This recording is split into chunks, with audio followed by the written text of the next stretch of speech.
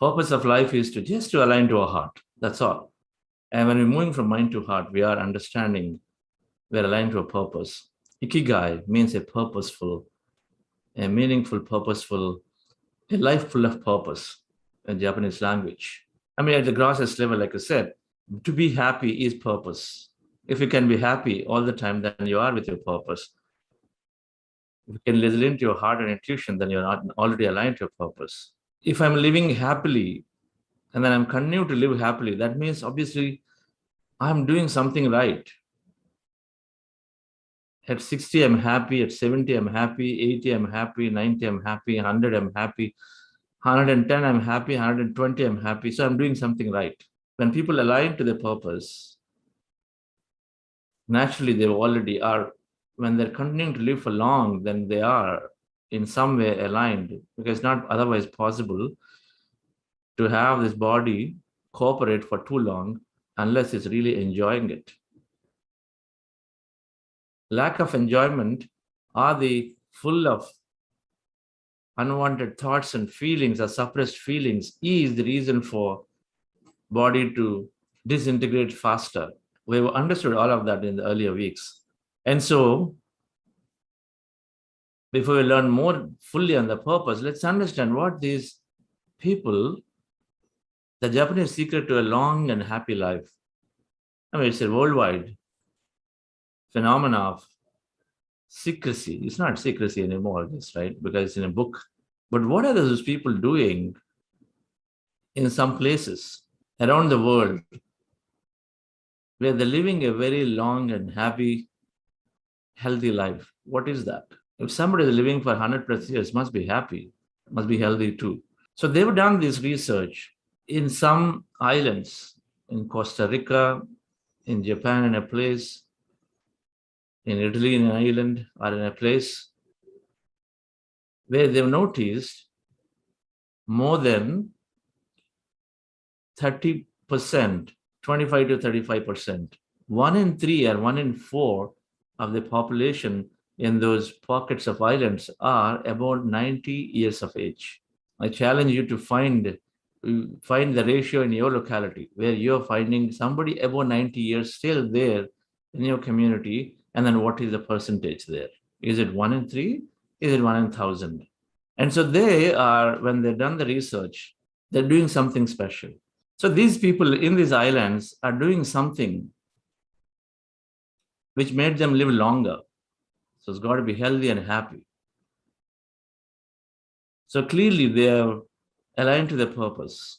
They were listening to their heart center and they know what to do. It is by default, it is ingrained in their system. And before that, let's understand. Dalai Lama ji, I believe that the very purpose of life is to be happy. In my own limited experience, I have found that the more we care for the happiness of others, the greater is our own sense of well-being. So happy and the contentment is saying is coming when you care for others, then your happiness is really more and more, and it is there. Dr. Deepak Chopra is a great spiritual master. He's saying when you combine your ability to express your unique talents with service to humanity, then you make full use of the law of dharma, living your purpose. So he said something more. He's saying if you combine your ability to express your unique talent, so he's talking about a talent. We all have talents.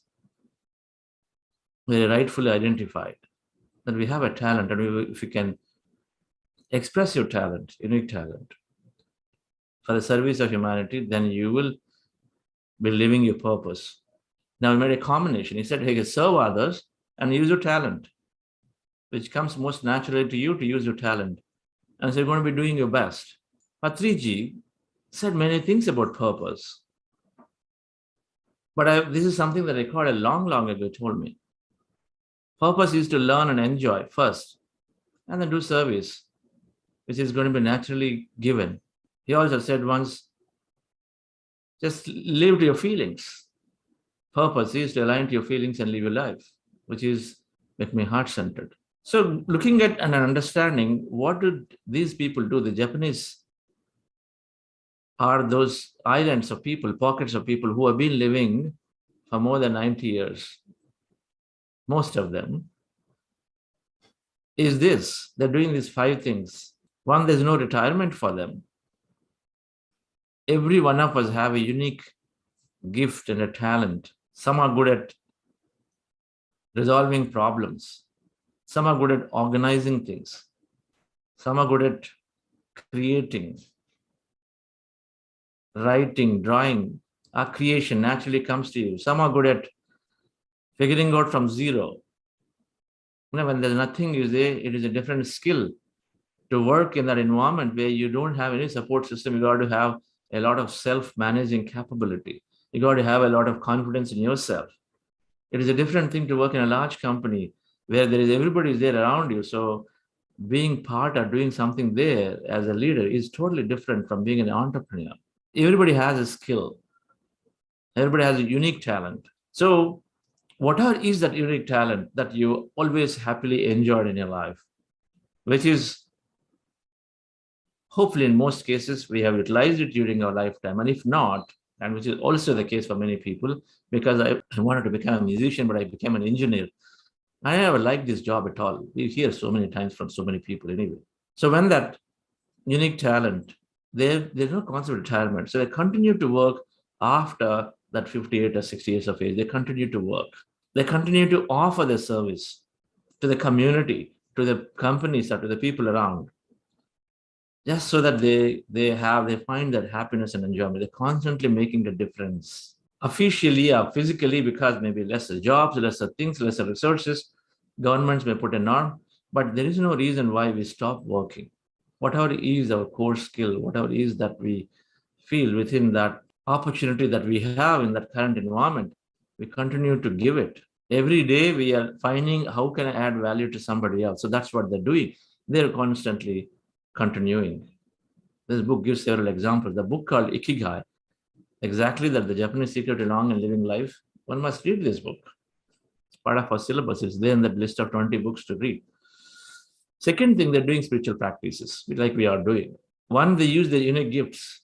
For example, when you look at our mentors, Karthikeyan sir, S.V. Balasubramanian sir, Ramani sir, there's no retirement. They're continuing to do, continuing to serve. Whatever is the gift, if somebody is very aligned to growing whatever they create businesses, they're continuing to work on it. They're continuing to help that business organizational growth skill to several nonprofits, including Buddhasya Quantum Foundation. Understanding and running a nonprofit. I have a lot to learn from Ramani sir. Connecting people in spite of 20 years after retirement, and then if someone is able to continue to connect, continue to add value significantly. When you are in job, it's easy to gain attention from others. When you're not in job, and then still gaining attention and respect is one thing. It's totally different thing. That means you add value. So working with our gifts means adding value to somebody constantly. And then we learn from Karthikeyan sir significantly. So many well-known individuals, established individuals, influential individuals, successful leaders, politicians, everybody are in a friendship with sir is because he's able to add. There's no retirement continuously. We take inspiration from many such people and continue to add value. So where is the question of, oh, I've turned 40, so I want to just take retirement. I want to just quit. Before we say I want to quit, there has to be a good purpose of why you want to quit.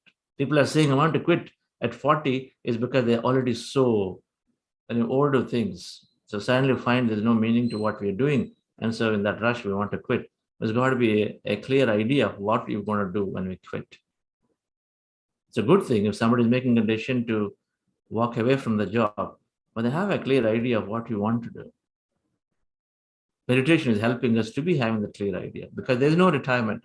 Don't think that you come out quitting the job because making you work for 16 hours. Now you made some money, so you're going to be happy. Not at all. I know some people just bouncing around. They worked abroad, they came back thinking that, okay, now they had made enough money. They can just sit at home and then just nicely enjoy life. It's not going to happen. Deep inside, will never be happy. You know that. Money is not getting happiness. Our unique talents, when they utilize, is getting happiness. because we come with a design to express ourselves with the talent. And so second, they're doing meditation practices. We are doing it, spiritual practices. Third, being with the nature. They're doing gardening. So being with the nature means what? The more older you're getting, so whatever reason, if you are in a city and there's no nature, at a minimum, they're trying to do some gardening. So they're touching, they're feeling the earth, sand. But if you have parks around, they're able to go around and then do the walking. So they're with the nature. Living with nature energizes us, makes us again grounded. Because when you go into your nature, so we become grounded. We become minuscule. Our positions drop, our power drops. We become one. The moment we lower our ego self, we start becoming one with everything again. Eating vegetables is the only thing that is there. I'm sure many of them will move towards a complete vegetarian diet. They're eating a lot of vegetables. They didn't say they're vegetarians. Maybe the authors didn't want to talk about vegetarians. I don't know what's the deal. But this is eating a lot of vegetables. It must be full vegetables, but they're doing that. And then be in smaller social groups. So they have some social groups. They created an environment where they support each other for moral support, for emotional support, not moral support. They have a fabric of a community. So if they do these 5 things, establish a community where don't isolate yourself. That's what is happening in cities in many ways. Isolated, right? We're isolated, independent of each other. We just go into an apartment, don't come out, never saying hi to the neighbor, or at least have a community within the city where you go and constantly meet. They come and meet you. So having that community, so they support each other emotionally. They help each other within that community to the best possible, to the great possible ways. Financially, emotionally, in many ways, they support, as if it's a single family, right? Vegetarian diet, gardening, being with nature, and then doing spiritual practice, and then continuing to work, most importantly. And when you do that, dear friends, they're happy, they're living a longer, healthy life. So clearly, they are doing a few things here to align to the purpose, to be utilizing an innate gift and talent continuously, to be identifying my unique gift and talent, so that when I use that, then I'm going maximum into my flow of things, nature of things. I'm flowing, and then I'm delivering the best possible. One must read this book called IKIGAI. They talk about 2 concepts. One is aligning to your gift. Second is going into the flow. When we align to our gift, our talent, then we take up something, then we go into the flow, which we'll learn tomorrow about what it means. An important way to recognize that we are aligned to our purpose. An important way to, when we go into the flow, where we forget about our environment, our places, the time. I'm doing an activity, and then I love it so much that after 3 hours, people have to come and then push me and say, hey, Chandra, it is past 2 o'clock for lunchtime, so will you come? Oh, already 2? It's already 3 o'clock now? So that means you're in the flow fully. You are so enjoying. So those are the activities that you really like, that one must do, because they're utilizing your full talent.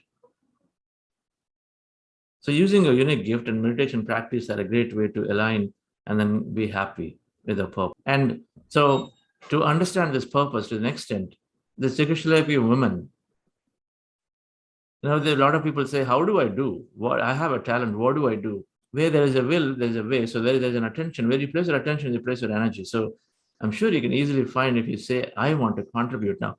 But this lady, she knew how to paint. So all she did was to go and paint at home. She didn't bother to wait for an opportunity. She started painting at home, thinking that it'll give me happiness, it'll find some kind of a purpose somewhere. And then as she started painting every wall, every piece of thing that is available, it become a tourist spot now. And everybody goes in and gets inspiration. So there are many ways, and she's the one who goes on painting for years and years.